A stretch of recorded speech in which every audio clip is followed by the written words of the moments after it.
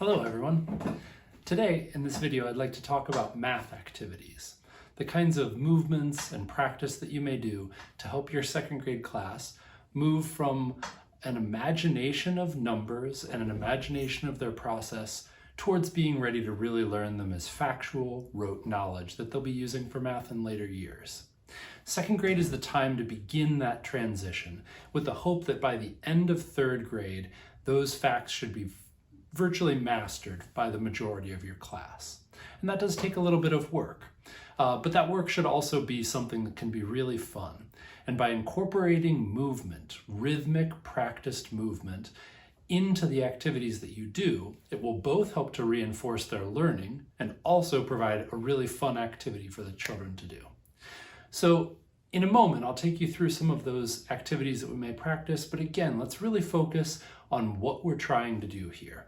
Because rather than just the drill and fill mentality, practicing facts over and over until they are in our heads, by doing those facts over and over, we want to accompany our work by something that takes the imagination that you've so carefully crafted in the first grade, all of those pictures, number stories, living qualities of the four operations, and help to bring those in a really living way through the second grade into something that can start to be knowledge. So from image to knowledge. And one way in which we can also do that is by focusing on patterns. So second graders love to find patterns. They find it in things all around them. And it's a really nice cue to give them in second grade that all of math, especially the levels at which we are doing it, is about finding and knowing number patterns. And when they start to think about it in that way, it's a puzzle, it's a game, something that they can solve, as opposed to a pile of facts that they have to go and start memorizing. The work just feels tangibly different. So in a later session, we'll talk about some of the number patterns that we might draw and move and create sculptures of, but today I'd really like to focus on movement patterns. So let me start with a few things that are beanbag activities. Some of these can be used well without math practice, but they lend themselves also really well to math practice as well. So let's take a look at a few of those activities, and I hope they'll be a helpful resource. So let's take a look at some of these movement activities that we may use, starting with some beanbag activities that are great for cross-lateral movement and rhythmic practice, but can also be used really well for math.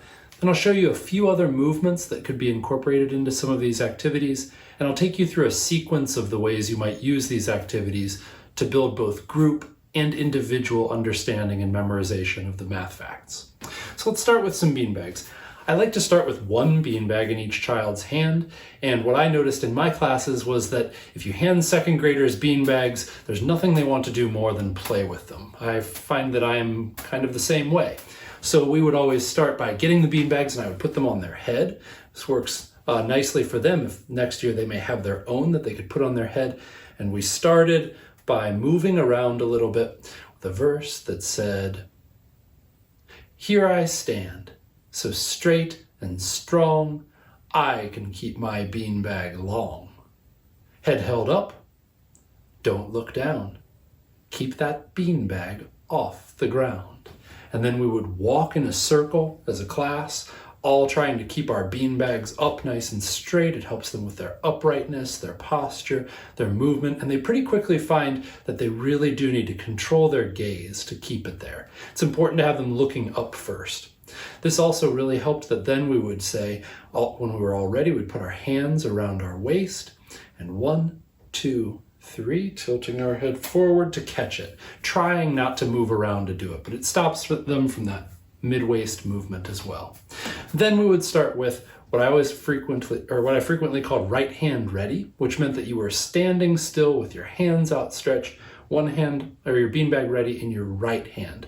It's a good right-left orientation check for you as a teacher. And we would start by just tossing one hand to the other. And doing this with a group, I would ask them to listen without speaking and to try and find the rhythm together with the group.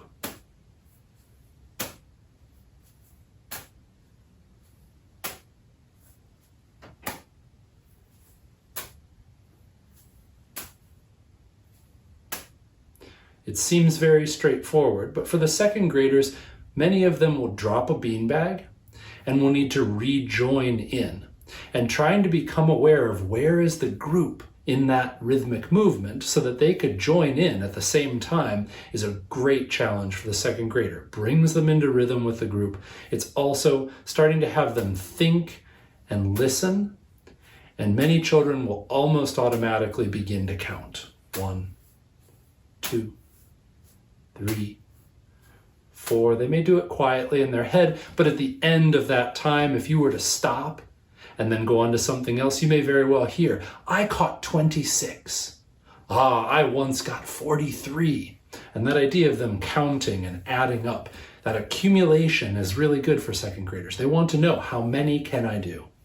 So having done that, before too long, that will become something that they will start to have trouble holding as a really conscious activity. You'll start to see beanbags flying all the way up into the top of the room and getting caught on lights or on the blades of your ceiling fans, or starting to find their way towards their classmates. And then it's time to add another challenge. So then we might start something like this, bringing it up and without looking, a drop down.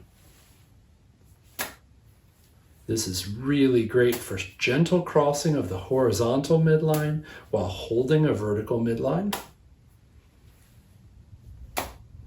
The next thing you might do would be to move to dropping behind their backs. Backspace is really hard for the second grade, but being able to hold it behind their head, their other hand down at their waist, and they'll drop some, and that's all right. But moving with those activities, those kinds of tosses, one more set. After that one, I might do tossing and then behind their back.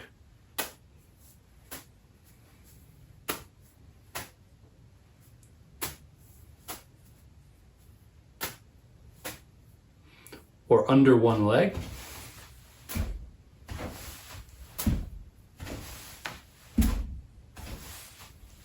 I found that one a little challenging. It was good at the end of second grade, but it also lends itself well to bring back in the third grade. Now, another set of activities that you might use without beanbags, some other things you could do. Jump rope is fantastic for math practice. Also, the movement on the spots, I'll talk about that in our lesson later on, but using vinyl placeholders on the floor or some kind of marking chalk on the sidewalk, someplace where they can jump and move place to place, gives them a movement through space that's associated with these numbers. And then there's also number patterns. So it might be something as simple as this.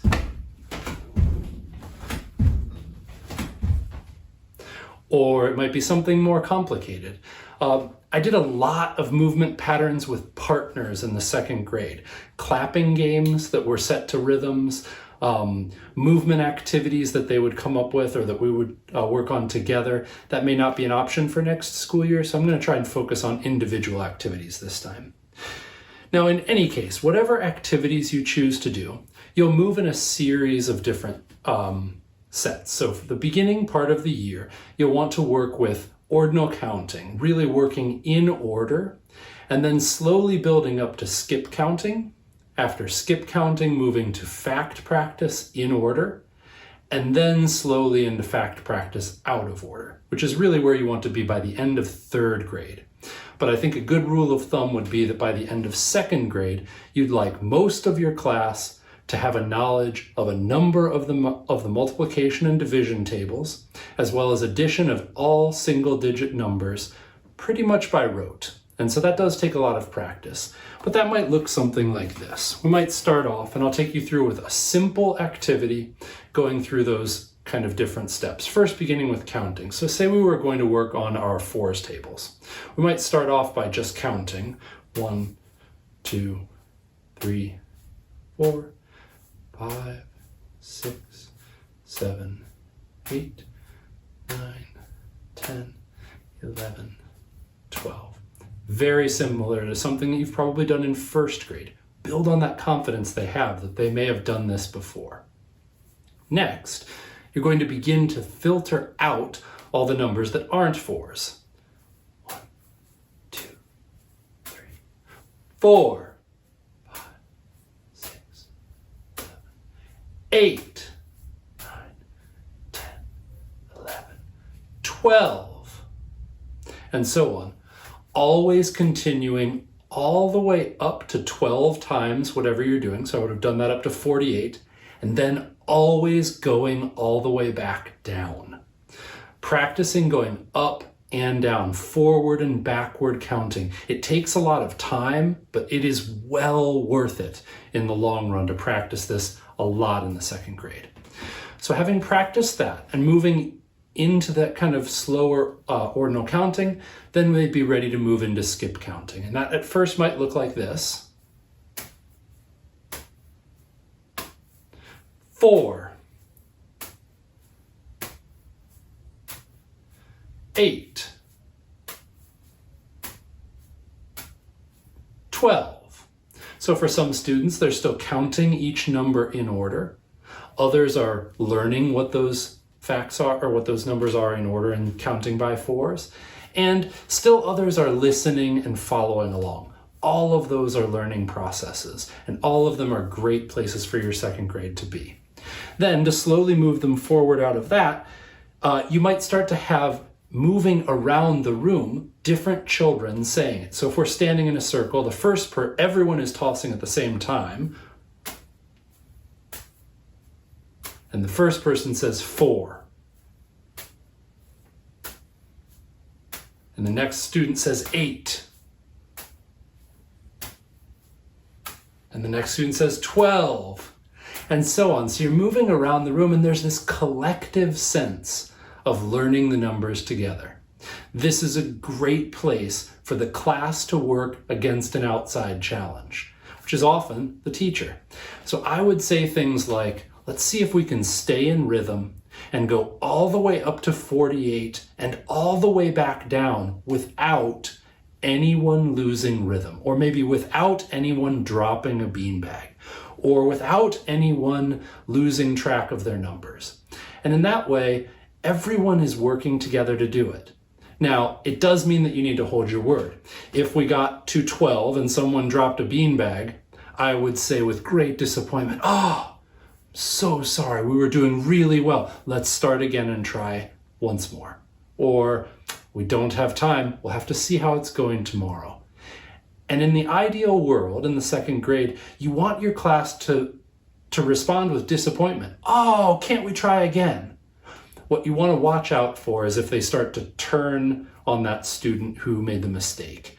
If you're starting to hear that, you do want to step in or change where you are in the position or where you start the order, so that the children who are struggling to learn don't have negative attention focused on them, but you've structured the lesson in a way that every child can find success. Now, moving from that point, then we're moving into actual math facts. And that was a great place for clapping games, which can be done by yourself. So we might start to move from counting in order to doing facts in order. So something like 2 is 2 times 1, or 4 is 4 times 1. Something where you have a repeated activity. You're starting with the answer to the multiplication fact and following it by the problem.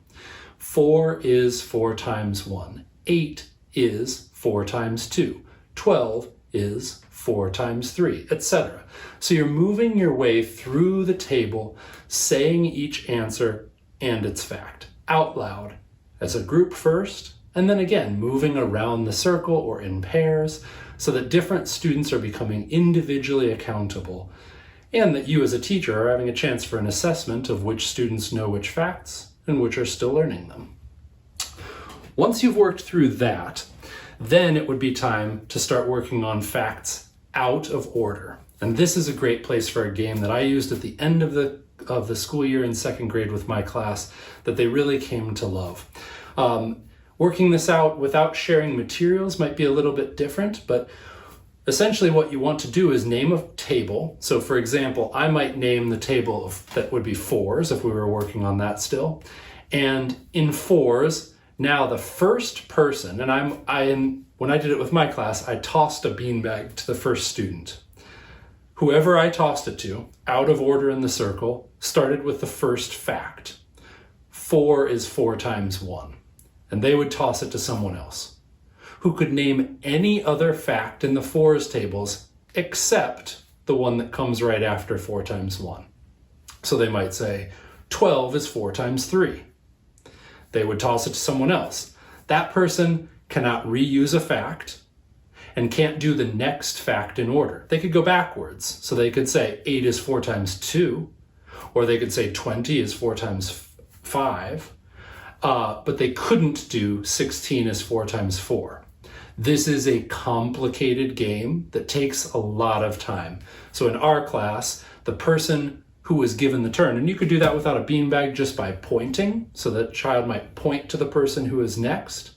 And then we might give a silent count to give that person time to work out what fact they might use. So I might silently count down from 10 to give them a chance to find it. I might even track for the class which facts we've used. So if I was holding it up, I might say, well, we've used 4 times 1 and we've used 4 times 3. And they love things like that where I'm gonna have to put my hands in a uncomfortable position. It's part of that finger fitness and dexterity that we talked about with recorder and movement. And in that way, they can start to work as a group. The facts are coming out of order. They're trying to hold on to the memory of what they've been working on, but also gain random access into that fact bank that they're slowly building up. And as that happens, they're really gaining in confidence. Now, similarly, you can play other games that really work nicely. Games with addition and subtraction using dice are a really good opportunity. Movement across the floor or around a space outside using addition and subtraction is a really good way to go as well. And we can talk about some more of those games and activities when we get to our math class. I hope these have been some good ideas for you, and I hope that you'll find some ideas of your own, ways to move from that ordinal in order counting all the way up through that random access of facts. Make sure that you're doing it with addition, subtraction, multiplication, and division, practicing all of those facts repeatedly so that they can really get a good solid grounding in their second grade year. You'll be glad you did.